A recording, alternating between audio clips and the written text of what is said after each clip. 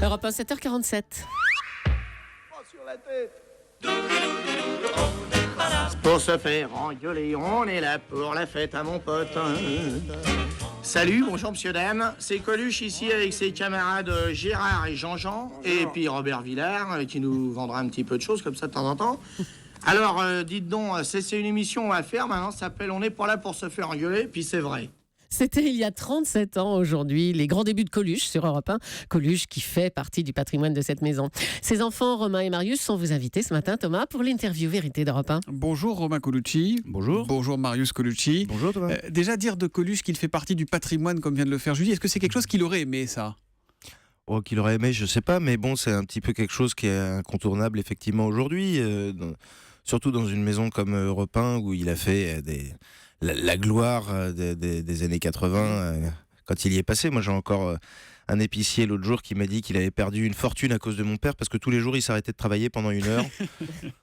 C'était l'après-midi pendant son émission. Alors, à l'époque, vous étiez trop jeunes, l'un et l'autre, pour l'écouter, mais vous avez quasiment tout réécouté, paraît-il. D'abord, est-ce que c'est vrai ? Et surtout, qu'est-ce que vous en pensez ? On a tout réécouté. Comment vous le trouvez à la radio avec le recul ? Grâce à Jean-Luc Lagardère, on avait eu accès aux bandes d'Europe 1 aux archives qui sont une vraie mine d'or et qui sont la raison, qui expliquent en tout cas pourquoi c'est resté une légende dans cette station. Alors Romain, comment vous le trouviez, vous, Coluche ? Comment vous les trouviez, ces émissions ? Moderne, ça pourrait être encore aujourd'hui Très moderne, et surtout, on s'en souvient peut-être moins aujourd'hui, mais en 78, les médias se prenaient très au sérieux.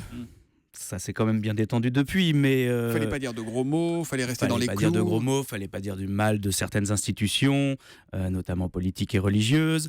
Donc les temps ont bien changé. Mais surtout, Michel, il trouvait que les médias, c'était presque trop sérieux comme une institution, une forme d'autorité aussi, et qu'on s'intéressait peut-être pas assez aux auditeurs.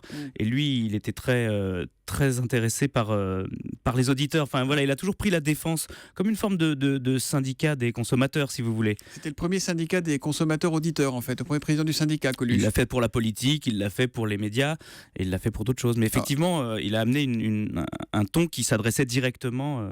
Et il les a pas mal secoués, les auditeurs d'Europe 1 à l'époque, à tel point qu'il finira par se faire virer après une énième provocation à l'antenne. Les veuves de guerre utilisent leur pension pour entretenir des gigolos. Ça, c'était la phrase de trop. Merci, au revoir Coluche. Il cherchait le clash, ce qu'on appellerait le buzz aujourd'hui, ou c'était sa vraie nature de pousser les choses au bout jusqu'au point de rupture, Romain ? Alors Romain, c'est moi. Ou Marius, voilà. Peu importe. Oui, je pense qu'il Donc allait. Je pense qu'il allait au bout des choses et qu'il voulait. Il voulait voir jusqu'où il pouvait les remuer, oui, parce que la société était assez sclérosée quand même, ouais. C'était quel papa au quotidien, Coluche ?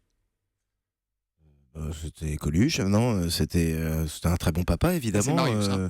Oui, donc Marius, enchanté. Je vais dire mon nom comme un badge, tu sais, qu'on aurait... Non, c'était un très bon papa, évidemment. Après, nous, on n'a pas... Moi, j'ai pas énormément de souvenirs, parce qu'il est parti quand j'avais 10 ans, mais oui, c'était. On se souvient quand même un papa sévère. Est-ce qu'il était strict à la maison ou c'était le même qu'à la radio derrière le micro ? Non, sévère, on peut pas dire. Non, ouais, sévère, on peut pas dire, mais il avait une autorité naturelle. On n'avait pas envie de. Oui, évidemment. Mais par exemple, est-ce que les gros mots qu'il lâchait en permanence, vous y avez droit aussi à table ou pas à l'époque ? Je sais pas, ça se posait pas comme question en fait. C'est vrai ? C'est une question de journaliste. C'est assez curieux.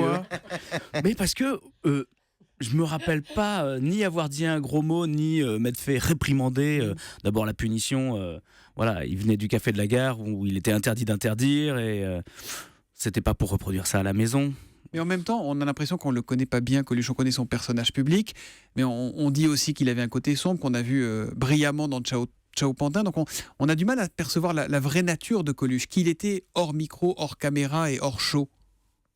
Il était assez entier, hein. Moi, du peu que j'ai pu voir en dehors de la scène et sur la scène, il était assez entier, il était quand même beaucoup comme ça dans la vie. D'ailleurs, moi je me rappelle d'interviews qu'il y avait à l'époque où traditionnellement il était de mise pour les acteurs comiques d'être très triste dans la vie. Et justement, on disait de Coluche, c'est incroyable, il est aussi drôle dans la vie que sur scène. L'an dernier, vous avez sorti un jeu, la boîte Coluche. Connaissez-vous vraiment l'Enfant République numéro 1 ? Alors, je prends une des nombreuses fiches, pas complètement au hasard, j'avoue. Je vous pose une question. Donc, la voilà. La société... Non, c'est pas du tout ça. Non, ça, c'est la question. Un grand moment. Non, c'est pas facile. Le 20 octobre 88 est votée la loi Coluche. Tout le monde n'est pas Julien Lepers. Quel avantage offre-t-elle aux particuliers et aux entreprises ? Une défiscalisation. Ouais, combien ? Jusqu'à 100 €. Jusqu'à 75% de leurs dons versés effectivement aux organismes. C'est ce qu'on a appelé la loi Coluche. Évidemment, c'est un héritage des Restos du Cœur, créé le 26 septembre 85, toujours sur Europe 1. Alors, c'était dans une autre émission, ça s'appelait Il y en aura pour tout le monde, c'est ça ? Oui. C'est vraiment une idée qui lui est venue comme ça, ou il l'avait en tête depuis longtemps, cette idée des restos ? Moi, je pense que c'est une idée qui est née avec la radio et avec le contact direct avec le public, et qui a commencé à se poser très vite chez lui, parce que, encore une fois, je vous dis, je pense que ce qui tenait beaucoup à cœur à Michel, et ce qu'il a apporté à la radio, et ce que la radio lui a apporté, c'était de pouvoir s'occuper directement des gens, et de pouvoir, en s'adressant directement à eux. Et partout où il est passé, il s'est mis du côté du consommateur, et du côté du consommateur mécontent d'ailleurs. Mais il l'a fait avec humour, mais il l'a fait de cette manière-là. Avec fermeté quand même, il savait exactement où il allait, ce qu'il voulait. Quand il n'était pas content des flics, il se mettait à la place du flic avec le regard du consommateur pour montrer ce qui allait pas. Voilà. Et quand il venait dans les médias, il en profitait pour se moquer des médias également. Il y a une photo de lui qui est associée au resto, toujours la même, depuis 30 ans. Il a le regard pénétré, il est sérieux, on le sent bienveillant. Il paraît que cette photo a une histoire complètement inattendue. Et ça, c'est voilà, Marius pour le coup. Pour moi. Ouais. Oui, c'est une histoire assez inattendue, puisque Gaston, qui est un photographe qui a fait la photo, qui est très belle d'ailleurs, poursuivait Michel à Cannes en disant absolument une photo, donne-moi une photo, vas-y s'il te plaît Coluche. Et puis Michel, ça le faisait chier, il avait plein d'autres trucs à faire. Et tant et si bien qu'à un moment il lui a dit tiens, si tu veux, là j'ai 2 minutes, tu peux faire ta photo. Et en fait il a été aux toilettes et il a laissé la porte ouverte. Et donc cette photo a été faite aux toilettes. Donc la photo emblématique des Restos du Cœur, où il est marqué on compte sur vous, on le voit, il est aux toilettes. Voilà. Ah ouais, c'est incroyable. Ouais. Il y a eu une polémique sur la chanson des Restos cette année, toute la vie. Comment vous la trouvez, vous, cette chanson ? Elle vous a posé problème ? Elle est anti-jeune ? Moi, si je peux me permettre, je trouve qu'il y a un truc auquel il va falloir qu'on fasse attention dans les médias bientôt. C'est qu'aujourd'hui, on est à l'ère d'Internet et de tout le monde qui donne son avis. Et ça a toujours été comme ça, du reste. Il y a ceux qui aiment, ceux qui n'aiment pas. Dans ceux qui aiment, il y a une petite proportion qui adore, qui a toujours été les plus brillants. Et dans ceux qui n'aiment pas, il y a une petite proportion qui déteste, qui a toujours été les plus brillants.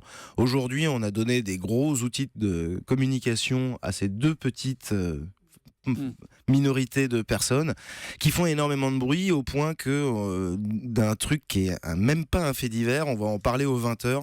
Donc je pense qu'il faut qu'on fasse attention, nous et puis même les jeunes avec les médias, parce que ça va devenir n'importe quoi. Voilà, et puis on peut dire qu'il y a ceux qui font et ceux qui parlent aussi. C'est aussi l'autre façon de voir les choses. Merci Marius, merci Romain Colucci d'être venu en direct sur Europe 1 ce matin. Un rappel, il n'y a pas de saison pour aider les Restos du Cœur. Vous pouvez toujours faire un don sur le site restoducoeur.org. Et plus que jamais, comme disait Coluche, on compte sur vous. Merci, bonne journée les garçons. Merci. Au revoir.